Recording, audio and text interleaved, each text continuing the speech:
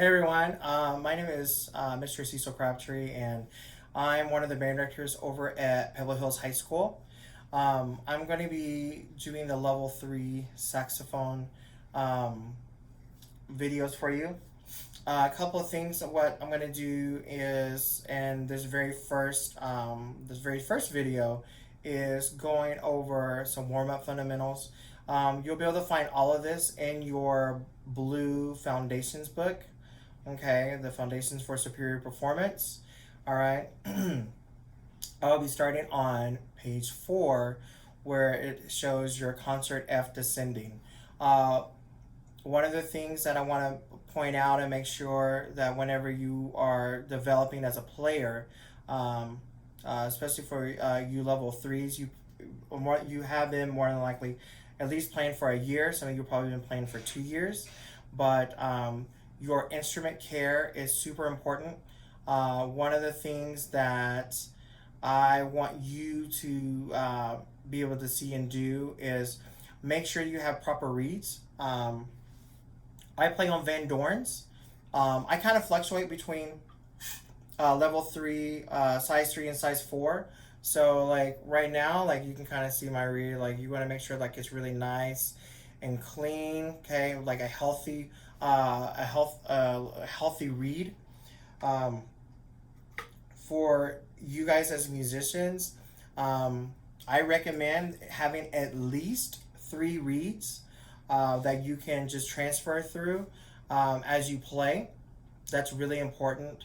Um, your teachers may suggest for you to have more than 3, but which is totally fine. You obviously do exactly what your directors want you to do, but I strongly suggest that you have at least 3 reeds. Getting like a little reed case, like something like this, you can find this on Amazon. They're really nice because inside is I'm gonna open up one. There's nothing in it, but it has like a little glass in there, and then this felt keeps the reeds compacted. Okay, I know a lot of times you have like those little plastic reed cases, and those are okay, but sometimes when you're in a hurry, you're trying to put your reed back in there. Um, you can easily chip your reed that way. So I strongly recommend one of these. This is really good. Um, Something else, a couple of things that you definitely want to have since you're the more advanced kids. One of these, okay, a screwdriver set.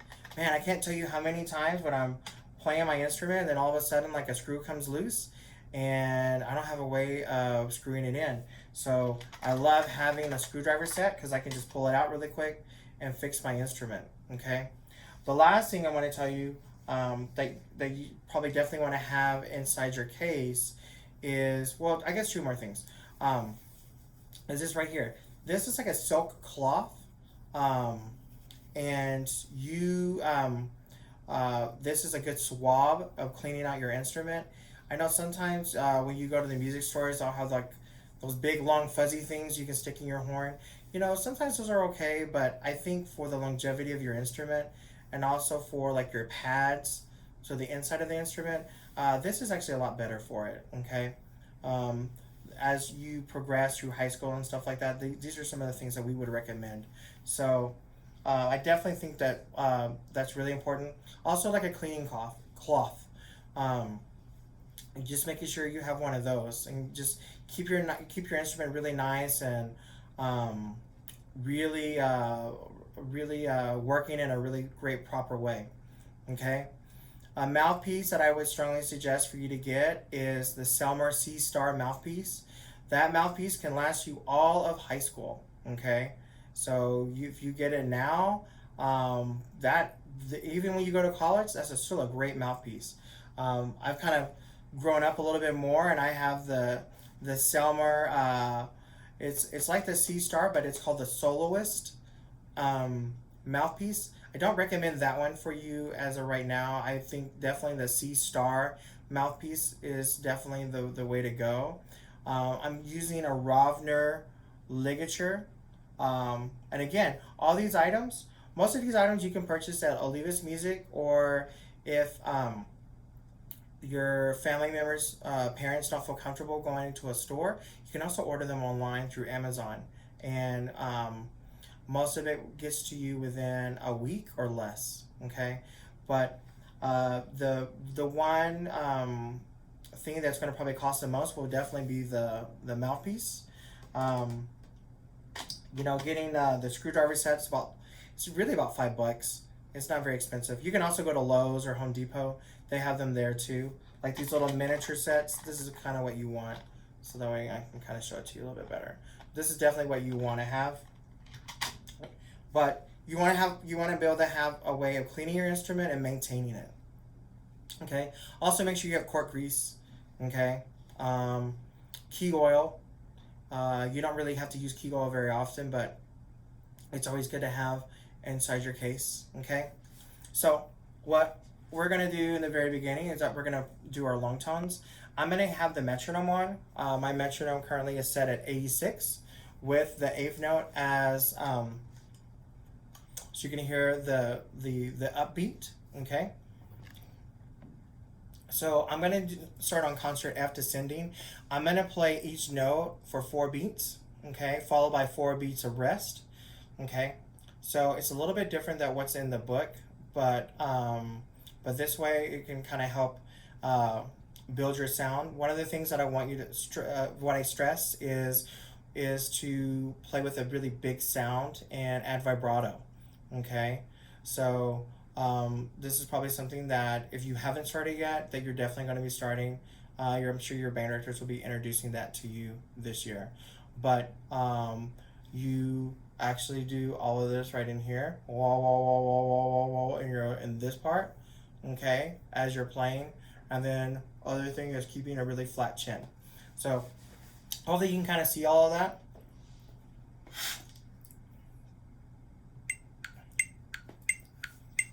Five, 6.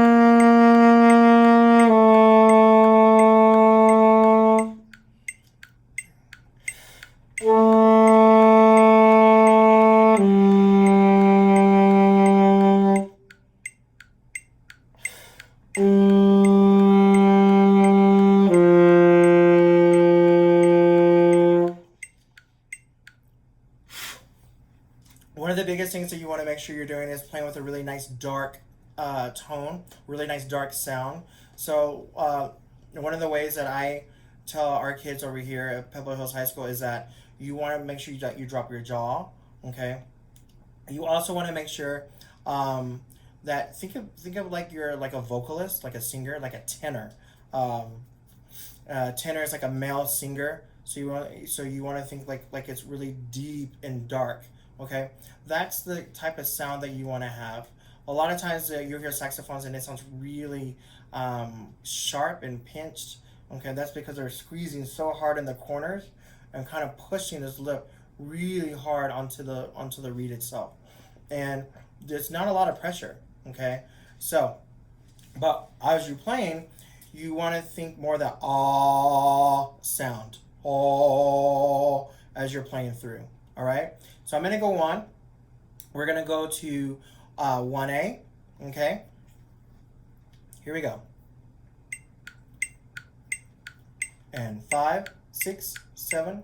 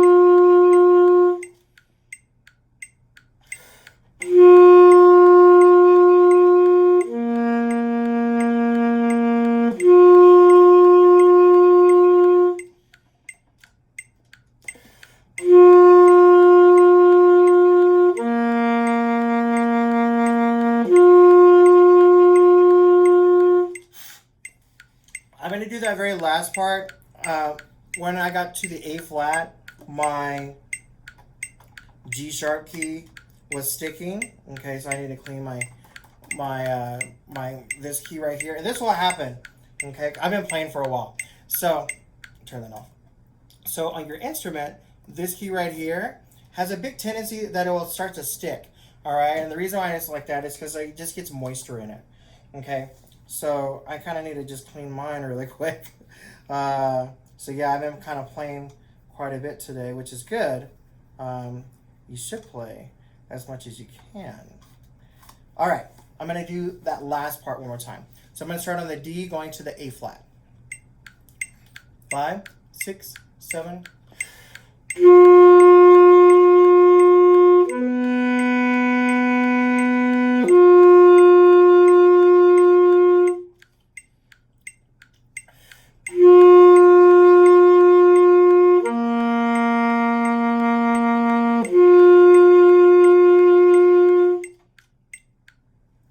Now I'm going to go on to 1C, okay? Here we go.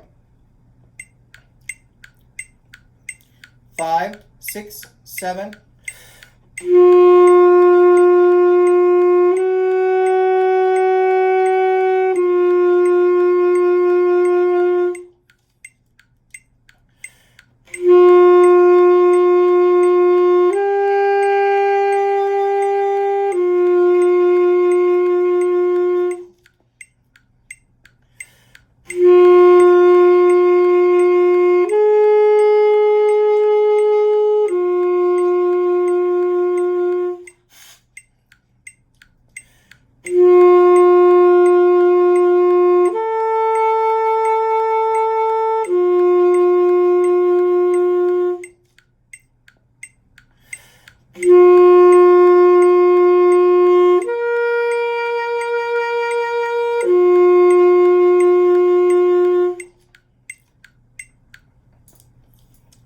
After I finish doing those long tones, and again it's from the book, I'll keep going on, and I'm going to go to page 6. Okay, page 6. I'm going to look at options 3, 4, and 5. So down here, what I'm going to be looking at is the chromatic scale. This is something that is really important as a woodwind player. You need to be able to develop your skill set and your technical set, being able to wiggle your fingers. Okay, this is a great way to do it. It's also a great way of introducing you to the chromatic scale. Okay, so one of the things that I want to point out to you is when you're going A to A sharp, the way that you would do it as you're doing chromatically, you're going to push down the first and second finger, and then you're going to use a side B flat. Okay, so that one's really important. Okay, the other one that you're going to also want to think about is when you're going F to F sharp, and then you're going to G. So you play your F, okay? Now, instead of doing this, okay, this is like how you would normally play F sharp, you're going to use a chromatic F sharp, okay? So it's going to be this key that's going to be closest to your D sharp and your C sharp keys on those sides, and you're going to push this down. This is called the chromatic F sharp, okay? So when you play the chromatic F sharp, you press the F like you're normally playing F, and then you're going to add this finger, okay? So when I'm demonstrating this one right here, I'm going to be utilizing the side B flat and the chromatic F sharp, okay? I'm still going to keep the same tempo of 86. 1, 2, ready? Sorry, it totally did the same thing again earlier. Here we go. 5, 6, 7.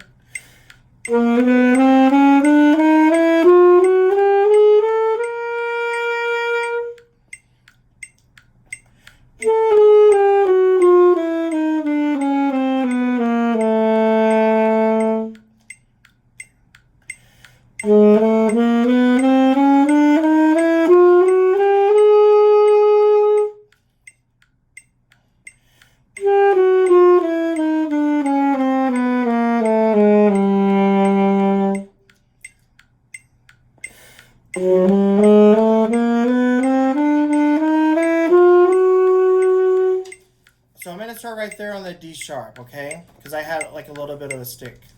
1, 2 on the D sharp. 2,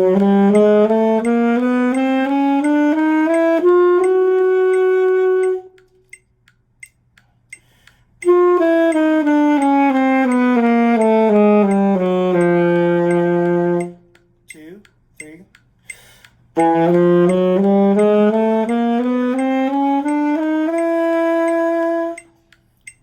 So, as you're working on this, I would definitely make sure that when you're playing through it, play with a big, nice, big, full sound, okay, all the way through.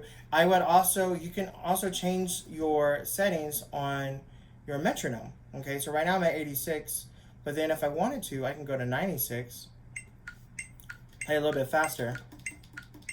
1, 2, ready?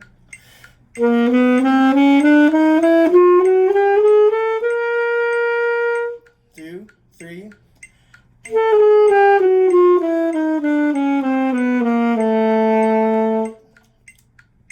At some point, as you're doing it, you will definitely want to utilize your metronome as much as possible.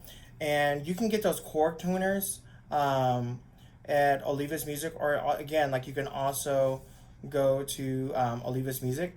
But another way you can do it is still leave it at, I'm going to move it back down I'm going to move it to 80. And still, I'm going to have the eighth note as a subdivision, but instead of reading it as eighth notes, I'm going to read it as 16th notes.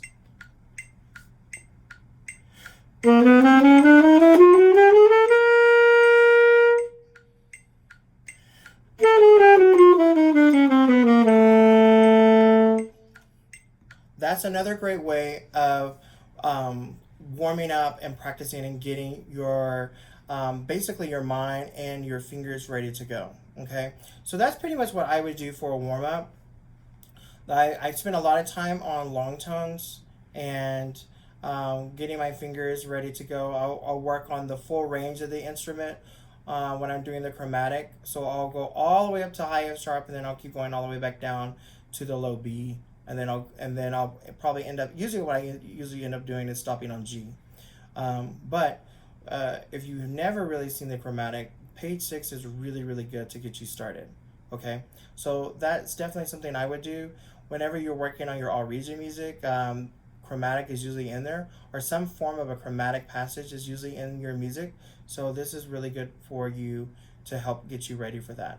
The more that you can practice technically on scales and these types of fundamentals, the better off you're going to be whenever you're playing music for like all region or solo and ensemble, and all that transfers over also into your concert literature. Okay, hopefully this first video helps you. Thanks.